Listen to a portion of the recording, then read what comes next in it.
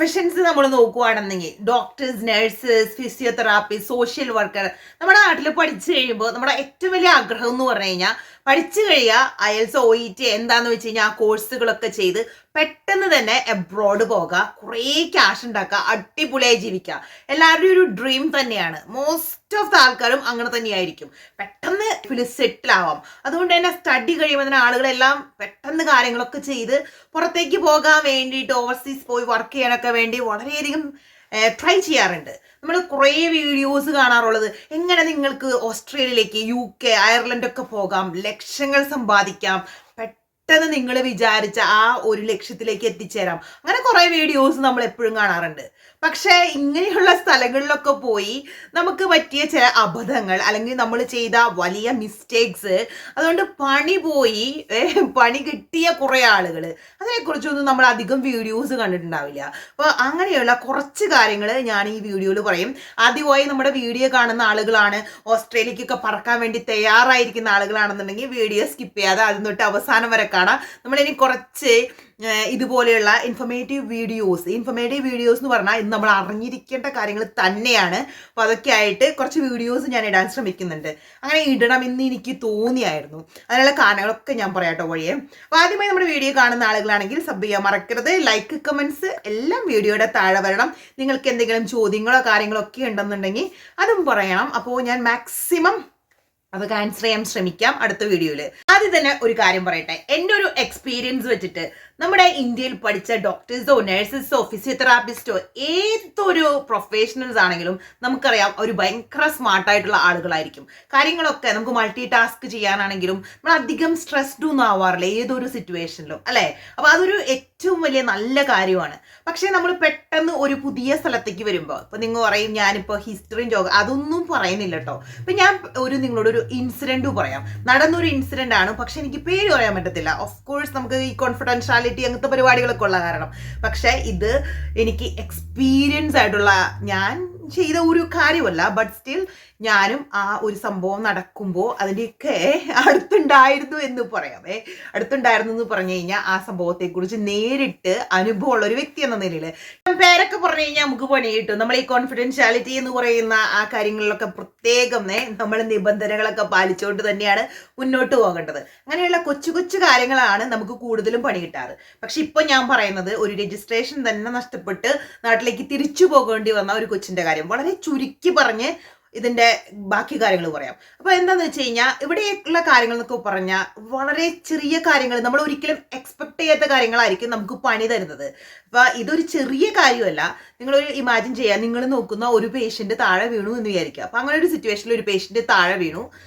എന്താ ഡിഫറൻസ് ഞാൻ കണ്ടതെന്ന് വെച്ച് കഴിഞ്ഞാൽ മിക്ക പേഷ്യൻസിന്റെയും കൂടിയും ഫാമിലിക്ക് സ്റ്റേ ചെയ്യാം, അൺലെസ് അവര് തിയേറ്റർ പേഷ്യന്റോ അല്ലെങ്കിൽ ഒരു ICU സിറ്റുവേഷനോ ഒക്കെ അല്ലെങ്കിൽ മിക്ക ആളുകളുടെ കൂടെ ബൈസ്റ്റാൻഡേഴ്സ് ആയിട്ട് അവരുടെ ഫാമിലി ഉണ്ടായിരിക്കും. അപ്പോൾ ഒരു പേഷ്യന്റ് വീഴ എന്നുള്ള സിറ്റുവേഷനൊക്കെ നമ്മുടെ നാട്ടിൽ വളരെ വിരളമായിട്ടാണ്. എസ്പെഷ്യലി ഞാനൊക്കെ അവിടെ വർക്ക് ചെയ്ത് പഠിക്കുന്ന കാലഘട്ടങ്ങളിലൊന്നും ഞാൻ അങ്ങനെയൊന്നും കേട്ടിട്ടില്ല, കണ്ടിട്ടില്ല.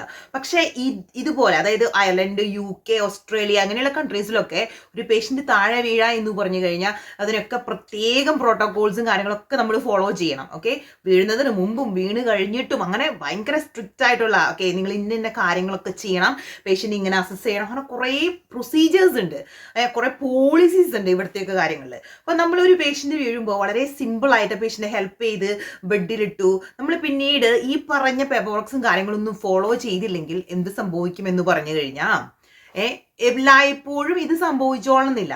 പക്ഷേ ആ പേഷ്യന്റ് എന്തെങ്കിലും കാര്യമായി സംഭവിക്കുകയോ അല്ലെങ്കിൽ ഈ ഒരു സംഭവം അവരുടെ ഫാമിലി അറിയുകയോ അവരൊരു കംപ്ലൈന്റ് കൊടുക്കുകയോ ചെയ്തു കഴിഞ്ഞാൽ പോയി മക്കളെ പോയി. നമുക്ക് രജിസ്ട്രേഷൻ എന്ന് പറയുന്ന കാര്യത്തിന് തീരുമാനവും. കാരണം ഇപ്പോൾ നടന്ന സംഭവം എന്ന് പറഞ്ഞു കഴിഞ്ഞാൽ ഒരു പേഷ്യന്റ് വീഴുന്നു, ആ നേഴ്സ് ഈവൻ അത് വെർബലി റിപ്പോർട്ട് ചെയ്തെങ്കിലും പാലിക്കേണ്ട പ്രൊസീജിയേഴ്സ് പാലിച്ചില്ല. ആ നേഴ്സ് അത് ചെയ്യേണ്ട പേപ്പർ വർക്ക്സോ റിപ്പോർട്ട് ചെയ്യേണ്ട ആളുകളടുത്ത് റിപ്പോർട്ട് ചെയ്യുകയോ അങ്ങനെയൊന്നും ചെയ്തില്ല.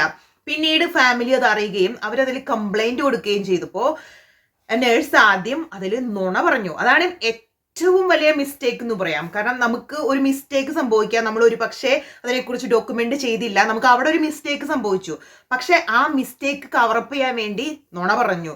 അതായിരുന്നു ഏറ്റവും വലിയ പ്രോബ്ലം ആയി പോയത്.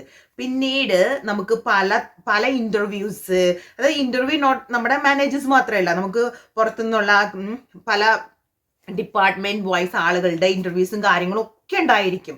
പിന്നെ നമ്മൾ നമ്മുടെ ഫൈറ്റ് ആണ് എന്താ നമ്മുടെ രജിസ്ട്രേഷൻ തിരിച്ചു പിടിക്കാനായിട്ട്. പിന്നെ നമുക്ക് പക്ഷേ എന്ത് സംഭവിക്കും, ചെറിയ മിസ്റ്റേക്ക് നമ്മൾ അത് അഡ്മിറ്റ് ചെയ്ത് നമുക്ക് അറിയാത്തത് കൊണ്ട് സംഭവിച്ചാണെങ്കിൽ ഒരു പക്ഷെ നമുക്കൊരു ചാൻസ് ഉണ്ട് നമ്മളെ ചിലപ്പോൾ കുറച്ച് നാളത്തേക്ക് സസ്പെൻഡ് ചെയ്ത് പിന്നീട് നമുക്ക് നമ്മുടെ രജിസ്ട്രേഷൻ കിട്ടും. അല്ലെങ്കിൽ നമ്മുടെ രജിസ്ട്രേഷനിൽ എന്തെങ്കിലും കണ്ടീഷൻസ് ഓക്കെ ഇന്ന കാര്യങ്ങൾ ഇത്ര നാൾ ചെയ്ത് എന്നിട്ട് തിരിച്ചു വരാം, അങ്ങനെയൊക്കെ ഉണ്ടാവും. അതായത് നമ്മളൊരു തെറ്റ് ചെയ്തിട്ട് വീണ്ടും അതിനെക്കുറിച്ച് പറഞ്ഞു മെഴുകി അതിനു വേണ്ടി ന്യായീകരിച്ച് മുട്ടാപ്പോക്ക് ന്യായങ്ങൾ പറഞ്ഞ് നുണയുടെ മേലെ നുണ കെട്ടി ഉണ്ടാക്കുകയാണെന്നുണ്ടെങ്കിൽ പിന്നെ നമുക്ക് അവിടെ വർക്ക് ചെയ്യാൻ പറ്റില്ല. അതിൽ ഒരു സംശയവും വേണ്ട, നമ്മളതിൽ പെടും. നമ്മൾ എന്തായാലും എന്താ പറയാ നല്ല സ്ട്രിക്റ്റ് ആയിട്ടുള്ള കണ്ടിന്യൂസ് ഇൻവെസ്റ്റിഗേഷൻ ഉണ്ടായിരിക്കും. അതിനുള്ള തെളിവുകളും കാര്യങ്ങളും അവർ കൊണ്ടുവരിക തന്നെ ചെയ്യും. പിന്നെ ഒരിക്കലും നമുക്ക് ആ കൺട്രിയിൽ ഒരു നേഴ്സായിട്ട് വർക്ക് ചെയ്യാൻ പറ്റില്ല.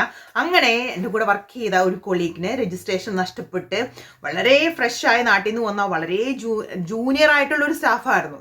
പക്ഷേ മെയിനായിട്ട് അവരുടെ രജിസ്ട്രേഷൻ നഷ്ടപ്പെട്ട് അവർ നാട്ടിലേക്ക് പോയത് നുണ പറഞ്ഞു എന്നുള്ളൊരു റീസൺ കൊണ്ട് മാത്രമാണ്. ഇങ്ങനെ കുറേ ഇൻസിഡൻസ്.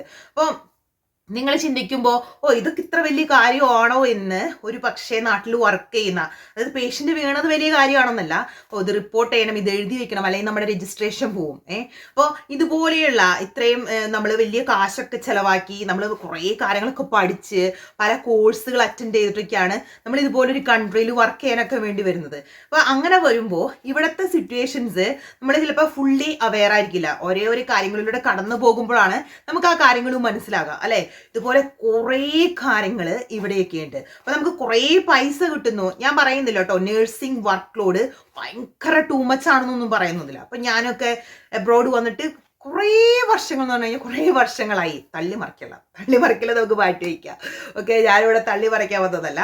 പക്ഷേ പല സ്ഥലങ്ങളിൽ മാറി മാറി വർക്ക് ചെയ്തിട്ടുള്ള കുറേ എക്സ്പീരിയൻസ് എനിക്കുണ്ട്. അപ്പോൾ പല പല സിറ്റുവേഷൻസ് ഇതുപോലത്തെ കണ്ടിട്ടുണ്ട്. അപ്പോൾ നമുക്ക് വരും വീഡിയോയിൽ കുറേ കാര്യങ്ങൾ നമുക്ക് ഡിസ്കസ് ചെയ്യാം എനിക്ക് തോന്നുന്നു. കാരണം ഇപ്പോഴാണെങ്കിൽ പോലും കുറേ നഴ്സുമാർ ഫ്രഷ് ആയിട്ട് ഞാൻ വർക്ക് ചെയ്യുന്ന ഏരിയകളിലേക്ക് വരുന്നുണ്ട്. അപ്പോൾ അവർ ഗോ ത്രൂ ചെയ്യുന്ന കുറേ ഡിഫിക്കൽട്ട് സിറ്റുവേഷൻസ് എനിക്ക് കാണാൻ പറ്റുന്നുണ്ട്.